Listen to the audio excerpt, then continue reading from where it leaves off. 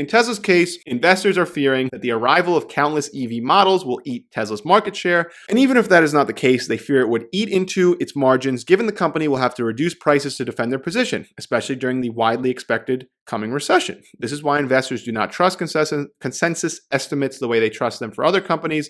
Elon has fueled this concern in his typical manner of exaggeration to make a point. He once said that FSD is the factor that decides whether Tesla's value is 0 or greater than 0. So I think that was pretty dramatic, but that's how he operates. And I think it's good because, having that pressure, you're going to get more done. I've talked about this a lot in the past, but I don't think it's true. I think without FSD, Tesla can still be a very valuable company. And again, I just showed you at the current valuation, if we factor all these things in, they're making all their money today off of selling cars, the vast majority, right?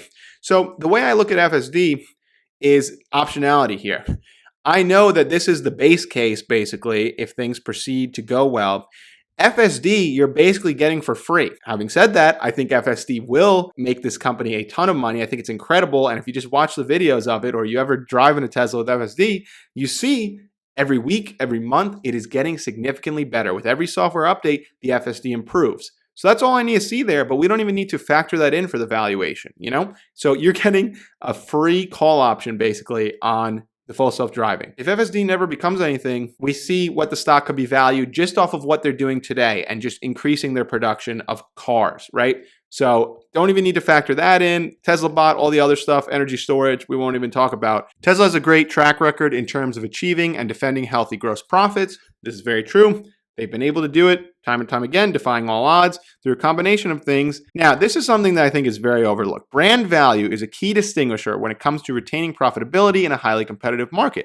If you argue to me that Tesla will have to sell their vehicles at cost this year, I will ask you why Apple would not do the same for the iPhone. Some people argue Teslas are not luxurious, plastic dominates the interior, but it is a status symbol. Just like an iPhone, Ray-Ban glasses, Nike sneakers, or a Louis Vuitton purse, people buy these products to confirm their self-perception. It's part of their identity and social signaling in the age of consumerism. This is so overlooked with this company, how important brand is, the value of the Tesla brand. First of all, when you're talking about an electric vehicle, it's just become synonymous with Tesla at this point. You don't say, oh, nice electric vehicle. You say, oh, nice Tesla. That's awesome. I think that this argument is null, that Tesla was the only EV maker, therefore then. I think that this is a bad argument that many of the bears try to make, that Tesla only had such high profit margins because they were the only EV maker, and that's going to go away when there's other options of EVs to buy. I think that is unequivocally false. I think that it discredits so much of the company. People really just don't understand what they're talking about when they try and make this argument, because their profit margins are high for a lot of reasons, and it doesn't really have much to do with that, because now the competition's here, and let's see, it hasn't changed so far. They still have those margins. Why is it that you had the Apple iPhone and then you had 100 other smartphones come out? Why were they never able to just overtake Apple? Why is it that in certain markets, Apple may have as much as 40 to 50% of the market with the iPhone? Other areas, maybe it's 20, 30% globally. Why is that when there's other smartphones out there that are way cheaper and arguably probably better, more storage, better cameras, all kinds of incentives to get you to buy it, and yet people still buy the iPhone in droves every year? It's a status symbol. The same thing. Louis Vuitton purses. Why does someone spend $5,000 on a Louis Vuitton bag when they could get the same pocketbook for $20 at Costco? Brand value. Tesla has incredible brand value, Apple-esque brand value, I would say. This is something that is so overlooked. In order to wipe out their entire profit, Tesla would have to drop their average sale price by $10,000 across the entire production while not generating any cost efficiencies from ramping Berlin and Austin. This would be unprecedented in its history and highly surprising. Think about what such a price war would mean for the competition, which is highly cash burning, trying to get competitive vehicles to market at scale. A lot to unpack here. Again, people are saying Tesla is priced as a luxury cars. People won't be able to afford that in a recession. Also false. If we go back to the Great Recession, 2007, 8, 2009, Ferrari still sold every car that they made. Tesla, the company is built on continuous improvement, on agility. They're agile. They run a capital light operation.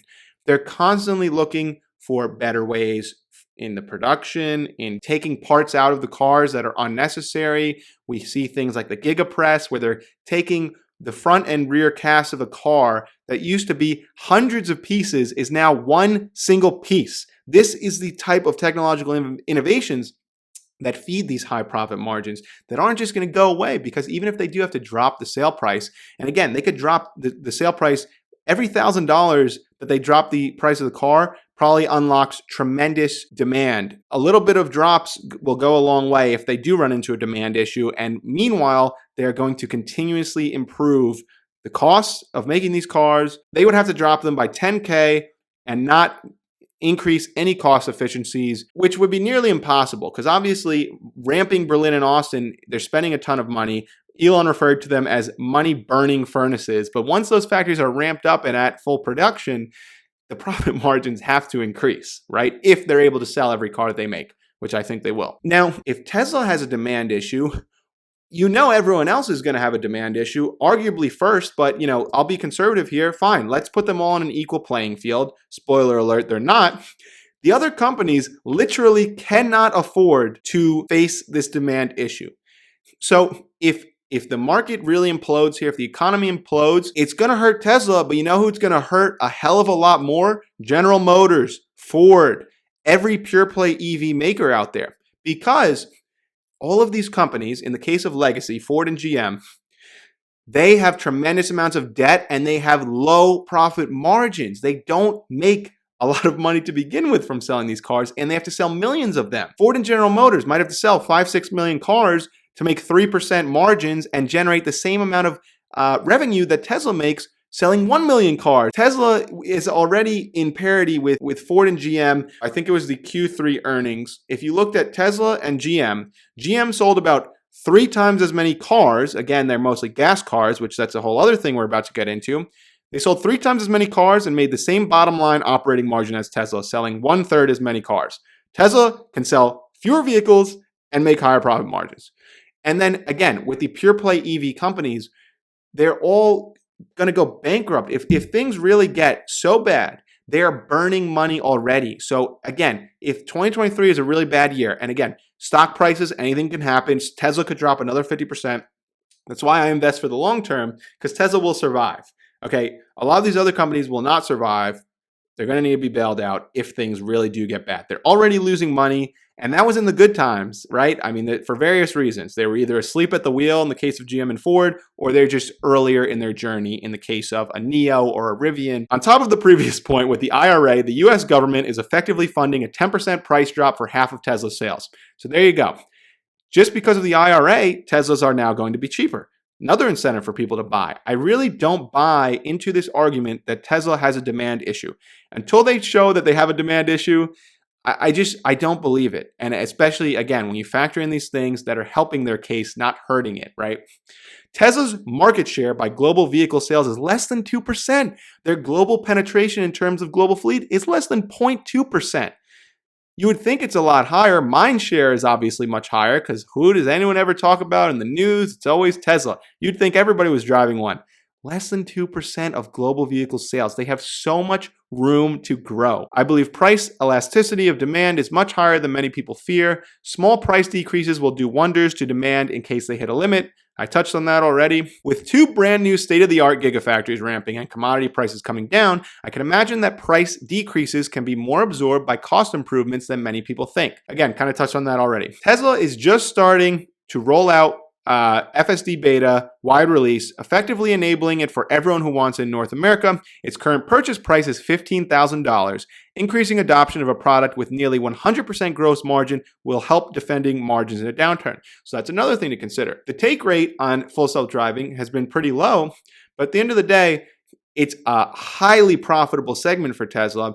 And as it improves, there's only going to be more people realizing, maybe I should buy FSD. This is pretty cool. I don't have to drive my car. My car will drive me around town. Again, I see a lot of positives. I see a lack of negatives here.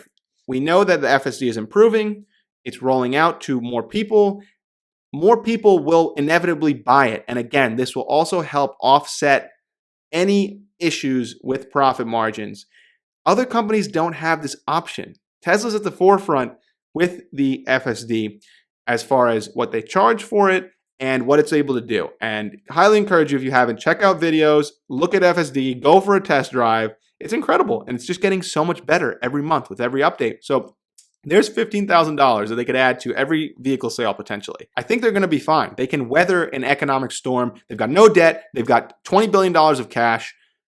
They don't need to sell as many cars as Legacy Auto. They only need to sell, if they want to grow 50% again in 2023, they sold around 1.3 million in 2022. They only need to sell 2 million cars. Ford, GM selling 5-6 million, maybe more. It's going to be harder for them to sell that many cars if we really, things get bad. I mean, you see people's car payments are at ridiculous levels. Consumers are starting to crack. I mean, as long as these rates keep going up, the system is becoming very stressed here, I think. So I'm going to save all this for a separate video on just my market outlook and my investing strategy for 2023. Be on the lookout for that. All right. So if we look at Legacy Auto, they have no battery intellectual property, neither from a hardware perspective nor from a software perspective. In fact, they have no software expertise in general, particularly not with respect to autonomy. Their entire combustion engine IP will be impaired by the end of this decade. Gas cars are going away. They will have no value. They also have way smaller EV production scaling targets compared to Tesla, and their access to capital is constrained by large debt burdens and low profitability. So again, we just looked at Tesla has less than 2% of the global EV market, and a lot of these other companies like Ford and GM, they don't have very high targets for how many EVs they even want to sell. So this market, it's open season. They're going to sell every car that they make for the foreseeable future. The demand for EVs is there. The supply is not yet there to meet it. As far as the pure play EVs, none of them are profitable as of now, and there's very little visibility for if and when they will get to profitability and what production volume that comes with. Investors are pricing them based on a price to hope multiple. So again, we look at every pure play EV company. They're not profitable. They're operating at a much smaller scale, and it's not clear if, in the slim chance that they do survive.